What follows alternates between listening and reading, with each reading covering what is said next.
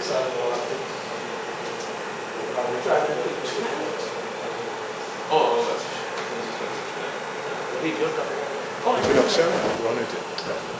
Morning, welcome to this video conference hosted by the MSJ. Thank you very much, members of the media, for coming down to our almost weekly media briefing. We're going to be addressing three issues: that of the cabinet reshuffle that was announced late on Wednesday evening by the Office of the Prime Minister; secondly, the question of crime and violence in the society; and thirdly, the issue of the debate that has been swirling in Trinidad and Tobago subsequent to the broadcast of Anthony Bourdain's Parts Unknown program for CNN. With respect to the cabinet reshuffle, the first point that we want to make is that cabinet reshuffles, this one and in the past, have really not resulted in any fundamental change. They're meant to give the illusion that there's going to be better delivery, better performance, greater efficiencies, and so on. But our experience as a country over the years is that nothing has changed. And this is true whether you're talking about the PNM government of today, or the previous government of Mr. Manning, or even before that, or of the UNC government. In fact, just to give some information from my own experience, when I went into the Senate in June really of 2010, as a member of the People's Partnership at the time, there were 31 senators, and I think from memory only 3 of them may have survived the entire 5-year period. Kevin Ramnarine being one, Fazal Karim being a second. I think Emmanuel George went almost the whole 5 years. It may not have gone right up to the very end, and there may have been one other person that went for the entire Vasan Barrett went for the entire 5-year period. Outside of Vasan Barrett, Kevin Ramnarine, and the other person I mentioned a moment ago, nobody lasted the full 5 years. And therefore, this UNC can't be talking about cabinet reshuffles to the PNM when they themselves reshuffle many times without any improvement in efficiency, delivery, performance, effectiveness, and so on.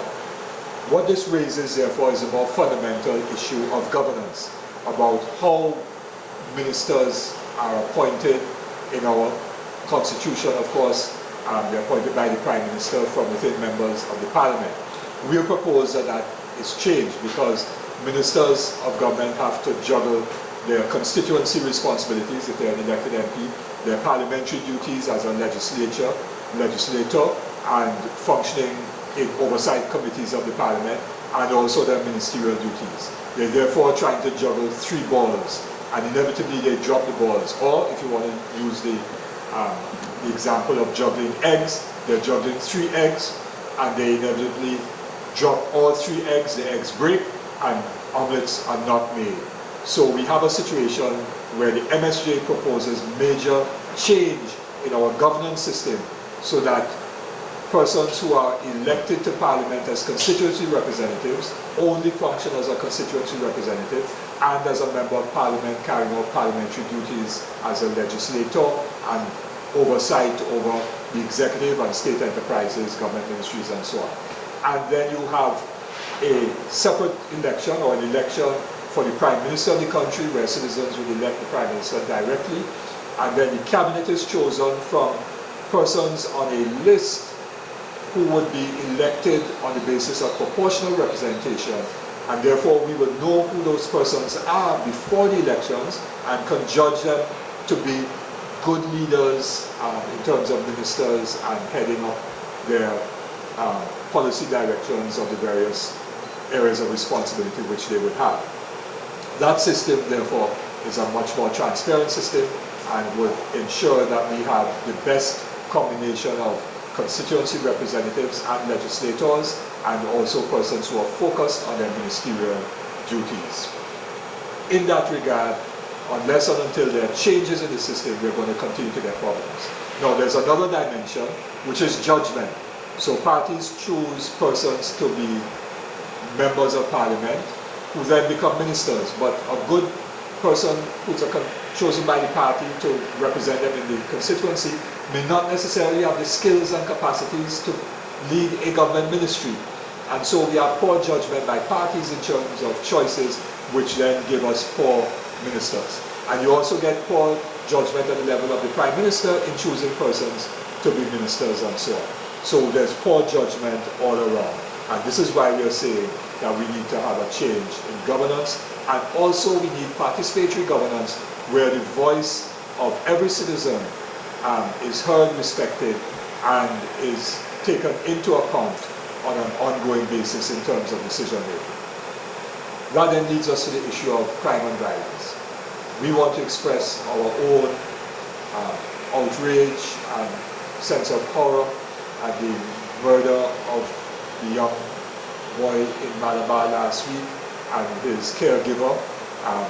That kind of crime demonstrated a total lack of a sense of humanity, of respect for human life by the killer or killers and so on, which is an indication that over the years we've been losing the soul of our nation, because when we don't respect children or women folk and elders, the most vulnerable in our society, it demonstrates that we have lost our sense of compassion and caring and concern for our fellow human being at an extreme point.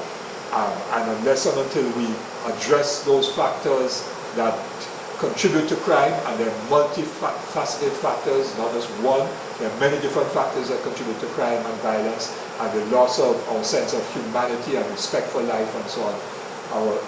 Unless we deal with all of those issues, we're going to continue to degenerate into barbarism.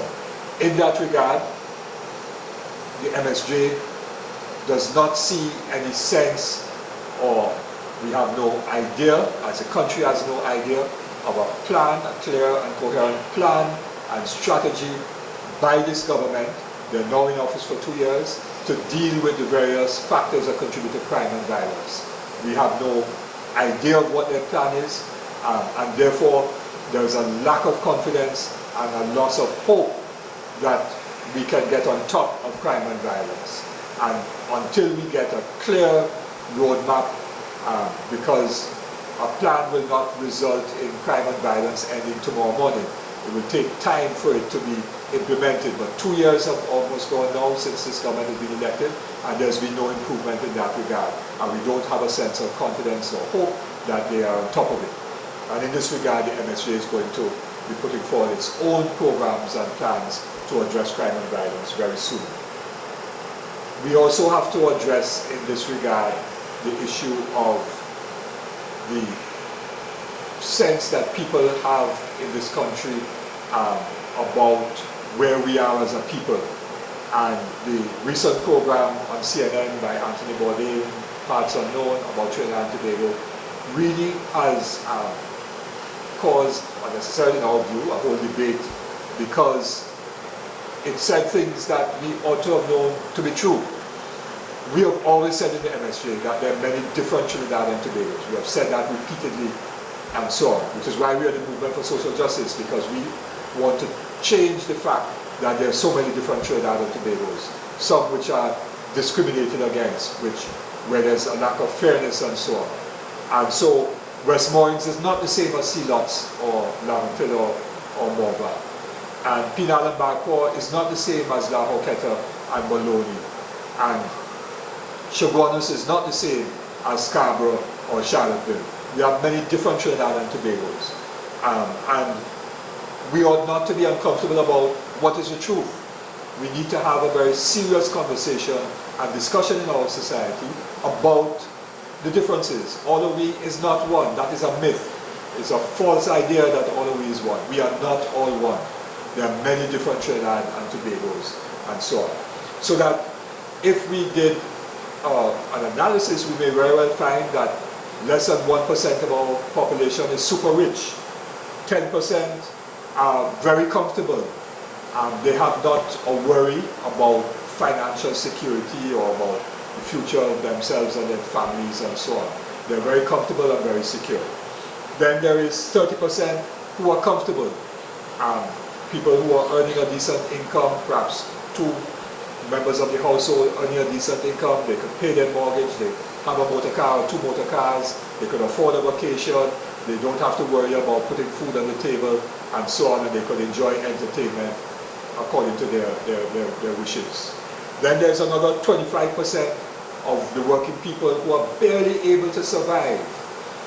They're getting by, yes, but when the month end comes, they're struggling to find $100 in their pocket, as the case may be. They often have to go to the credit union to take short-term loans to cover expenses, to meet education needs when the school term comes, or if they get ill, they need to borrow money to meet those expenses or to fix the motor car, as the case may be. They're barely able to get by, and at least 25% or more of our population is at that level. And then there's 30% who are working poor, who go to work every day, but don't have enough money to eat properly, to have decent housing, and all the other things that are necessary to a decent life. 30% of our population are working poor. And then there's 5% who are below them, who are in serious poverty, dire straits of poverty. One room, little shanty somewhere, with 5-6 children, no electricity, no water, no food in the house, living conditions absolutely horrendous. 5% of our population is living in total poverty. So we have this social stratification, this type of situation in our society where there's the interplay of race and class and color even, and in some cases gender as well. And unless we address these different stratifications that exist in our society and find policies to ensure that every single citizen benefits from the resources of the country, as our preamble to the Constitution states, that we all can live a decent and comfortable life. Everyone will not have the same amount of income, and that's not what we're suggesting, but everyone should be able to live a decent, comfortable life in peace and security and stability and so on. Have a home, have a sense that they own a part of Trinidad and Tobago, and therefore have a stake in this country to be able to build it through hard work and effort into a successful country and nation.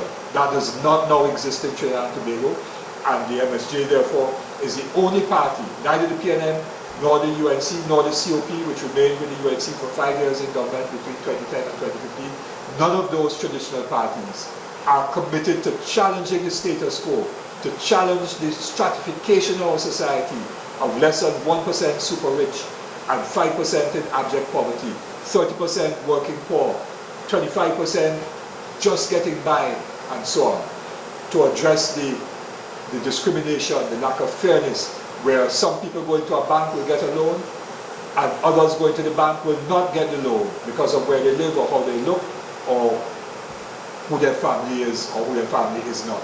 All those factors, an education system where 30% fail SCA every year, 50% fail maths and English and CSEC every year. Who are those 30%? Who are those 50%? Why are we not, or put it the other way around, that education system is reinforcing the social differentiation and discrimination and unfairness that takes place in our country. And only the MSJ is prepared to challenge that status quo, to change that system that reinforces the disadvantages that some people have and the huge advantages that others have had, either by way of historical experience or other factors. And unless until we challenge the status quo and change that system, we will continue to have the problems that we have, and the problems will get worse and worse, and the end result will be a social conflagration, the likes of which we have never seen before in Trinidad and Tobago. That's it? That's it. Thank you very much, sir. Yeah, welcome.